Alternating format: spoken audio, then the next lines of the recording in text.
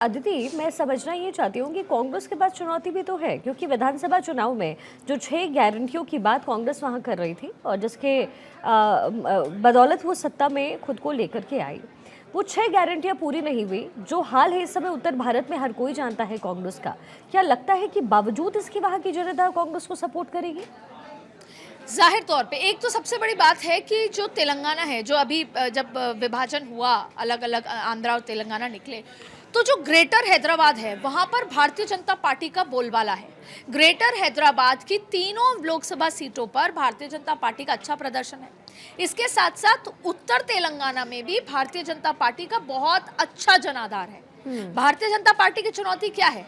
दक्षिण और मध्य तेलंगाना ये चुनौती के रूप में है, जहां पर अब आप देखिए वहाँ पर जैसे आपने कहा कि 6 जो योजना थी वो पूरी नहीं की, तो जाहिर तौर पे एक ये बड़ा फैक्टर है। क्योंकि क्या होता है, जनता ने जैसे ही आपको सत्ता सौंपी, वो चाहती है कि अगले कम से कम 90 दिनों के अंदर मैक्सिमम आप उसका 50% 60% पूरा कर दें। लेकिन जब ऐसा नहीं हो पाता तो ये बड़ा सवाल होता है। इसीलिए मध्य प्रदेश, छत्तीसगढ़, राजस्थान में जो वादे किए गए थे तो उसको भी देखा जा रहा है। हालांकि भारतीय जनता पार्टी जीती, तो उनका भी देखा जा रहा है कि ज़मीन पे अब कैसा। ठीक वैसे ही बहुत ज़्यादा चुनौती है कांग्रेस के लिए, क्योंकि जो वादे उन्होंने प्रियंका गांधी करके गई थी कि मैं ये पूरा करूंगी, तो वो बड़ी चुनौती है। दूसरी बड़ी बात है कि वहाँ पर एक और स्ट्रैटेजी कांग्रेस कर रही है। जैसे बीआरएस क्या किया करते थे ओवैसी के साथ, वो हैदराबाद में तो ओवैसी के सामने कैंडिडेट कमज़ोर उतारते थे, उनको सारी सरकारी जो भी मदद हो सकती थी वो करते थे, और इन रिटर्न ओवैसी से वो एक्सपेक्ट करते थे कि पूरे तेलंगाना का जो मुस्लिम वोट बैंक है या जो उनके लोग हैं वो बीआरएस को सपोर्ट करें। लेकिन अब यही काम कांग्रेस करने की कोशिश कर रही है। भारतीय जनता पार्टी चाहती है कि यहाँ पर भी उसी तरीके से पोलराइजेशन हो। तो बहुत अलग अलग तरीके से है, लेकिन भारतीय जनता पार्टी के लिए एक और अच्छा फैक्टर है, वहां के लोग विधानसभा के लिए तो रीजनल पार्टी या कांग्रेस को चुनना चाहते हैं, लेकिन लोकसभा के लिए चाहे फिर किसान ही क्यों ना हो, किसानों का बहुत बड़ा मुद्दा है वहां पर, तो किसान ही क्यों ना हो, वो परिवारवाद, भ्रष्टाचार से तंग आकर वो देश में प्रधानमंत्री नरेंद्र मोदी को चुनना चाहते हैं। और ये मैं जिम्मेदारी से इसलिए कह रही हूँ क्योंकि मैं वहां गई, वहां के मंडी किसान के लोगों से मैंने बात की, और दोनों ही पॉलिटिकल पार्टी बीआरएस और कांग्रेस के ऊपर परिवारवाद और भ्रष्टाचार का जो तमका है वो भारतीय जनता पार्टी अच्छे से लगा चुकी है, जिसमें शराब घोटाले में जो के कविता का नाम है वो बीआरएस को एकदम साइडलाइन कर चुकी है। अच्छा, तो अदिति, आपकी बात को जोड़ते हुए, अब प्रधानमंत्री मोदी जाहिर है इसी मुद्दे को लेकर के कहीं ना कहीं बीजेपी आश्वस्त है। पीएम ने क्या कहा है तेलंगाना में, पहले अदिति वो सुन लेते हैं, फिर मैं आपके पास आती हूँ। कांग्रेस ढेर सारे वादे करके सरकार में आई थी, लेकिन सरकार बनते ही वो बीआरएस की फोटोकॉपी बन गई। बीआरएस ने जितना वर्षों में लूटा, कांग्रेस उतना भ्रष्टाचार कुछ महीनों में ही करना चाहती है। इंडस्ट्री की बात कहकर आई कांग्रेस ने यहां फेक वीडियो की मैन्युफैक्चरिंग की दुकान खोल ली है। कांग्रेस बीआरएस के कालेश्वरम स्कैम पर कलम तक हिलाने को तैयार नहीं है। जब से कांग्रेस आई, तेलंगाना में डबल आर टैक्स अलग से लग गया। दिल्ली तक में आप लोगों पर लगे डबल आर टैक्स की चर्चा हो रही है। अदिति, आपने सुना पीएम ने क्या कहा। बिल्कुल वो जो हमारे शो का नाम है प्योर पॉलिटिक्स, बिल्कुल पॉलिटिक्स वहां करते हुए नजर आए, और साफ तौर पर उन्होंने कहा कि कांग्रेस जो सत्ता में आई तो वही बीआरएस वाले राग अल्पा रही है। क्या लग रहा है अब प्रधानमंत्री मोदी का ये जो निशाना है, क्या अचूक साबित होने वाला है? बिल्कुल, देखिए जैसा मैंने आपको पहले कहा कि प्रधानमंत्री मोदी ने भ्रष्टाचार और परिवारवाद के खिलाफ कांग्रेस को उत्तर में बाहर कर दिया था, तो यही ये जो पूरा फैक्टर है वो वहाँ पर तेलंगाना में भी कोशिश हो रही है। कैसे?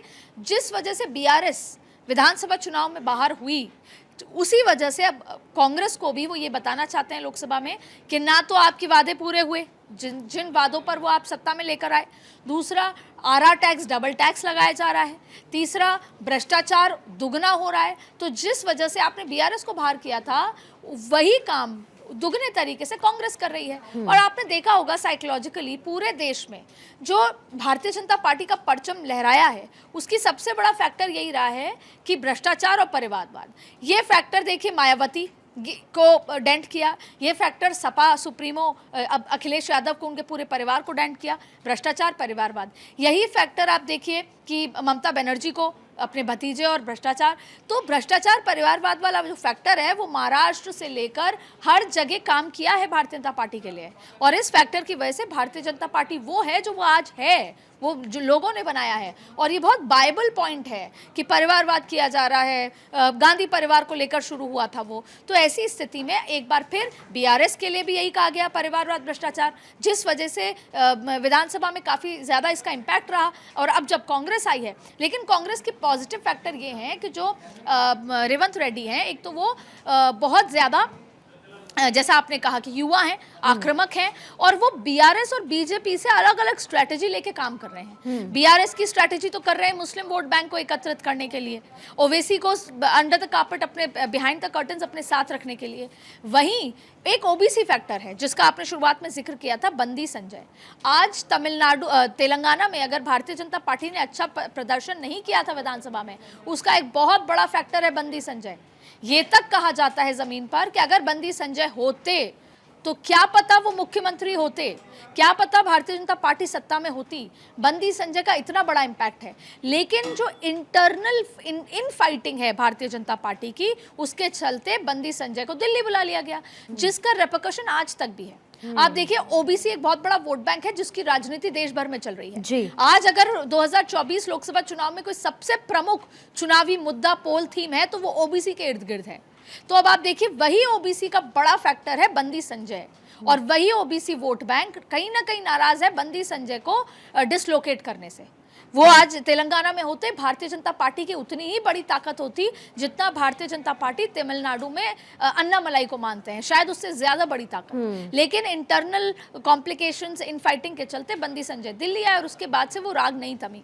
तो भारतीय जनता पार्टी इस बार अपने आप को तमिलनाडु से बेहतर, आंध्रा से बेहतर तेलंगाना के रिजल्ट्स मान रही है। लेकिन ये ओबीसी फैक्टर एक ऐसा फैक्टर है जिस पर रेवंत रेड्डी काम कर रहे हैं कि वो ओबीसी फैक्टर जो है, जो बंदी संजय के साथ था, वो इमोशनली अब उनके साथ आ जाए। तो देखिए, विधानसभा में ये त्रिकोणीय लड़ाई थी, लोकसभा में ये जिसे बोलते हैं कि बाइपोलर इलेक्शन की तरह देखा जा रहा है। बीआरएस है, वो जमीन पर जा रही है, लेकिन अभी उसको कंसिडर नहीं किया जा रहा। तो चुनौती यही है कि बीआरएस का वोट बैंक और बीआरएस का संगठन कौन लेता है, क्योंकि आपने पिछले दिनों देखा हो, बीआरएस की स्थिति को देखते हुए बहुत सारे सांसद, विधायक और पदाधिकारियों ने या तो कांग्रेस ज्वाइन कर ली या बीजेपी ज्वाइन कर ली। तो भारतीय जनता पार्टी इस बार बहुत कॉन्फिडेंट है, लेकिन फैक्टर यही है कि ओबीसी फैक्टर किस तरफ जाता है। क्या ओवैसी की मदद से, जिसको कभी किसी की बी टीम कहा जाता है, किसी की बी टीम कहा जाता है, वो पूरा एकमुश्त मुस्लिम समुदाय किस तरफ जाता है। और कई बार ओबीसी के लिए माना जाता है कि वो प्रत्याशी इसलिए उतारते हैं जिससे कि वो बीजेपी की बी टीम की तरफ तमाम तरीके की बातें आती हैं, जैसे बसपा के लिए आती थी। तो यहाँ पर भले ही बाइपोलर इलेक्शन है, लेकिन अंडर द कार्पेट ट्रायंगुलर या क्वाड्रिलेटरल इलेक्शन माने जा सकते हैं। अब मैं इस बात को खत्म करने से पहले 3 फैक्टर, क्या भ्रष्टाचार परिवारवाद लोगों के दिल पे हावी होगा, दिमाग पर हावी होगा, तो कांग्रेस के लिए नुकसान है।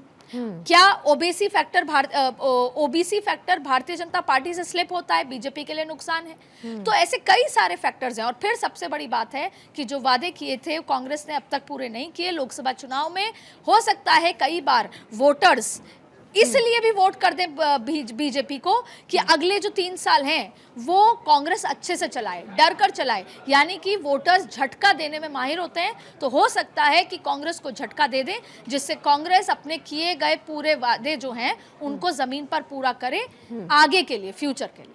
अदिति, एक आखिरी सवाल आपसे, क्या आपको लगता है कि बीआरएस जिस तरीके से डिग्रेडेड हुई, जो पोजीशन गिरी है, क्या सिर्फ परिवारवाद ही एकमात्र मुद्दा है? क्योंकि परिवारवाद की अगर बात करें तो देश भर में जो पिछले 1 दशक में चित्र बदली है, जो तस्वीर पेश हुई है, वो यही है कि परिवारवाद वाली पार्टी हमेशा डाउनफॉल की ओर जाती रही पिछले 10 सालों में। क्या आपको लगता है कि बीआरएस, जो कि गांव-गांव तक जमीनी स्तर पर इतनी एक्टिव थी, सिर्फ परिवारवाद को खड़ा करने की वजह से उनके कार्यकर्ता टूट गए? और अगर इसमें बदलाव हो सकता है तो बीआरएस को कितनी मेहनत की जरूरत है? बहुत ही आपने पॉलिटिकल सवाल किया, और शायद ये ऐसा मुद्दा है जो देश की राजनीति में आज बहुत प्रबल तरीके से इसकी तस्वीरें नजर आ रही हैं। कोई भी पॉलिटिकल पार्टी अगर कमजोर होती है तो उसका एक ही कारण है, संगठन की कमजोरी। संगठन कमजोर हुआ, उसकी वजह क्या थी? परिवारवाद। क्योंकि बीआरएस की पार्टी में, या ये कह लें कि यहाँ पर क्या हुआ कि केसीआर ने या तो अपने परिवार को आगे बढ़ाया या अपने जो प्रमुख संगठन कार्यकर्ता लोग थे उनसे मिलना बंद कर दिया। कोई भी पॉलिटिकल पार्टी किसी राज्य में, किसी जमीन पर या देश भर में अगर कमजोर हो रही है तो उसका सबसे बड़ा कारण है कि आपका संगठन आपसे चिपक गया। और जो भारतीय जनता पार्टी ने परिवारवाद, भ्रष्टाचार का आरोप लगाया, वो जनता ने कैच कर लिया। अब अगर जनता और संगठन आपके साथ नहीं है तो आप देश में किसी वार्ड की भी राजनीति नहीं कर सकते। बिल्कुल आदित्य, बिल्कुल।